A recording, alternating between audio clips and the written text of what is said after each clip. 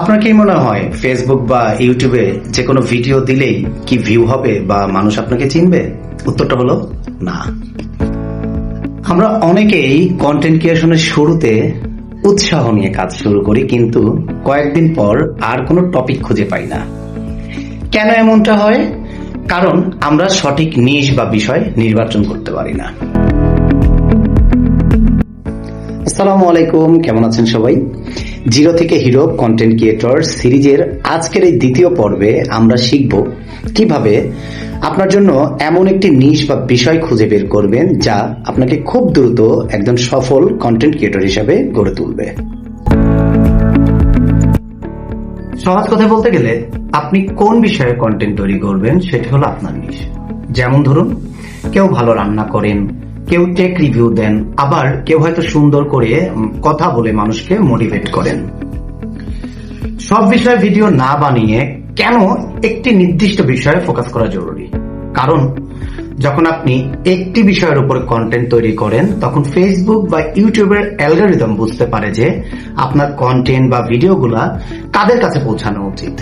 এতে আপনার সঠিক অডিয়েন্স বা দর্শক তৈরি হয়।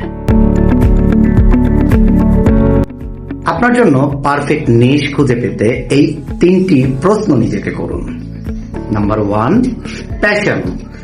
আপনি কোন কাজটি করতে সবচেয়ে বেশি ভালোবাসেন, যা আপনি মাসের পর মাস বিরক্ত না হয়ে করতে পারবেন। Number 2, knowledge.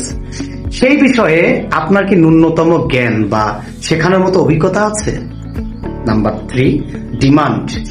আপনি যা দেখাচ্ছেন তা কি মানুষ দেখতে চায় বা এর কি কোনো চাহিদা আছে? এই তিনটি প্রশ্নের উত্তর যেখানে মিলবে সেটাই হবে আপনার জন্য সেরা নিশ বা কন্টেন্টের বিষয়। হতে পারে সেটা শখের বাগান করা, ছবি আঁকা, কিংবা সুন্দর করে কথা বলে মানুষকে মোটিভেট করা। আজকের আমার এই ভিডিও থেকে আপনার জন্য একটি টাস্ক দিচ্ছি।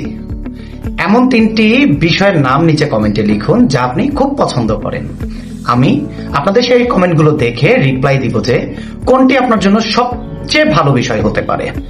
মনে রাখবেন, শুরুটা ভুল পথে হলে গন্তব্যে পৌঁছানো কঠিন।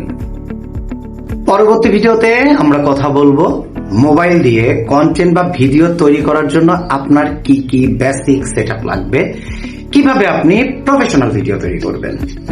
ভিডিওটি ইনফরমেটিভ মনে হলে শেয়ার করুন আপনার বন্ধুর সাথে। আর হ্যাঁ, ফলো বা সাবস্ক্রাইব করে না থাকলে এখনই করে নিন, যেন পরবর্তী পর্বগুলো মিস না হয়ে যায়। দেখা হচ্ছে পরবর্তী পর্বে। ভালো থাকুন, সুস্থ থাকুন। আল্লাহ হাফেজ।